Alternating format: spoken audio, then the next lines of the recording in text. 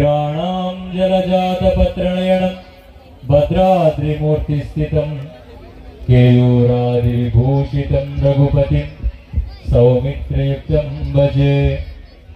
అందరూ కూడా రెండు చేతుల పైకి దగ్గరగా చెప్పాలి, జై శ్రీరామ్, జై జై శ్రీరామ్। చాలా సంతోషం।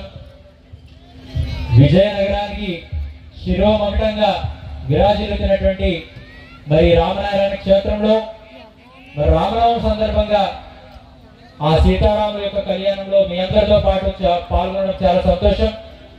అయితే సాధారణంగా మనందరికీ కూడా ఈరోజు భక్తి అనేటువంటి తాత్కాలికం అయిపోయి సమయాన్ని కేటాయించడం కూడా కష్టమైపోయింది। దైవం కోసం కూడా మనకి ఏదైనా కష్టం వస్తే మాత్రం దైవం దగ్గరికి వెళ్ళి కోరికలు కోరుతాం, కానీ దైవానికి సంబంధించిన కార్యక్రమాలు అయ్యేటప్పుడు కనీసం కొంతసేపు సమయాన్ని గడుపుదాం అనేటువంటి ఓపికలు, కొంత సమయాన్ని కేటాయిద్దాం అనేటువంటి ఆలోచన, ఇంత జీవితాన్ని ఇచ్చినటువంటి దైవం కోసం రోజులో కనీసం ఎంతసేపు ఆలోచిస్తున్నాం అనే ప్రశ్నకు వస్తే కనీసం ఒక్క నిమిషం కూడా మనం సరిగ్గా నమస్కారం పెట్టడానికి కూడా ఈరోజు తాత్కాలికమైన జీవితాలు గడిపేస్తా ఉన్నాం। శ్రద్ధగా వింటున్నారు మీరందరూ ఉన్న వాళ్ళైనా? జై శ్రీరామ్। నన్ను ఒక అన్యమతస్తుడు అడిగాడు, స్వామి మీ హిందువులందరూ కూడా రాముడు అంటే ఎందుకంత పిచ్చేకపోతారు స్వామి అని అడిగాడు। వింటున్నారా మీరు? మీ హిందువులందరూ రాముడు అంటే ఎందుకంత పిచ్చేకపోతారని అంటే నేను వెంటనే చెప్పాను, అమ్మ అని పిలిస్తే ఎంత కమ్మగా ఉంటుందో రామ అని పిలిస్తే అంతే కమ్మగా ఉంటది, కాబట్టి తల్లిని ప్రేమించే ప్రతి ఒక్కరు రాముడు ప్రేమిస్తాడు। మా భారతీయులందరూ మా హిందువులందరూ కూడా మాతో ప్రేమించారు కాబట్టి మా తల్లిని ప్రేమించడానికంటే గొప్పగా మా రామచంద్రుని మేము ప్రేమిస్తామని చెప్పాము। ఈ రోజు రామాయణం అంతా మనం గమనిస్తే ఒక కుటుంబ వ్యవస్థ ఎలా ఉండాలో కూడా మనకు బాగా అర్థమవుతుంది।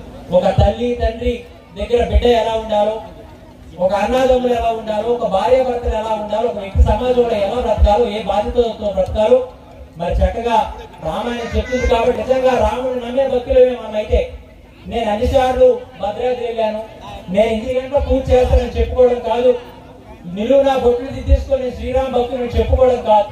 నిజంగా ఏనాడైతే తల్లిదండ్రులు మనం ప్రేమిస్తామో ఆ రోజు శ్రీరామ భక్తులు అవుతాం, ఏనాడైతే తోబుట్టువులు మనం ప్రేమిస్తామో ఆ రోజు రామ భక్తులు అవుతాం, ఏనాడైతే మన యొక్క కట్టుకునేటువంటి భార్యని భర్తని మనం ప్రేమిస్తామో ఆ రోజు రామ భక్తులు అవుతాం, ఏనాడైతే సమాజం పట్ల బాధ్యతతో బ్రతుకుతామో ఆ రోజు శ్రీరామ భక్తులు అవుతాం, ఏనాడైతే ఈ దేశం పట్ల ధర్మం పట్ల బాధ్యత కలిగి ప్రాణం పోయే చివరి నిమిషం వరకు కూడా భారతీయులుగా హిందువులుగా బ్రతుకుతామో ఆనాడు మాత్రమే రామ భక్తులు అవుతాం తప్పితే నిలువు బొట్టు తీసుకొని వాట్సాప్ డీపీలేమో రామచంద్ర వారు పెట్టుకున్నంత మాత్రం రాముడి యొక్క భక్తులు కాము, రాముడి యొక్క అనుగ్రహానికి ఏనాడు పాత్రలు కాము। కాబట్టి చక్కగా మరి ఈ రోజు మరి మీ అందరికీ కూడా ఇంత గొప్ప అవకాశం రామచంద్రుడు ఎందుకు ఇచ్చాడనంటే వీరందరూ కూడా నా బిడ్డలు, వీరందరూ కూడా నా పరంపరను ముందు కొనసాగించాలనే ఆలోచనతోనే మరి చక్కగా నారాయణ కుటుంబం అంతా కూడా ఈ రోజు మనందరి కోసం ఎంతో గొప్ప క్షేత్రాన్ని తయారు చేసి భక్తి భావాలను వెలివేసేలా మంచి కార్యక్రమాలు చేస్తున్నారు। కాబట్టి వారందరికీ కూడా మనం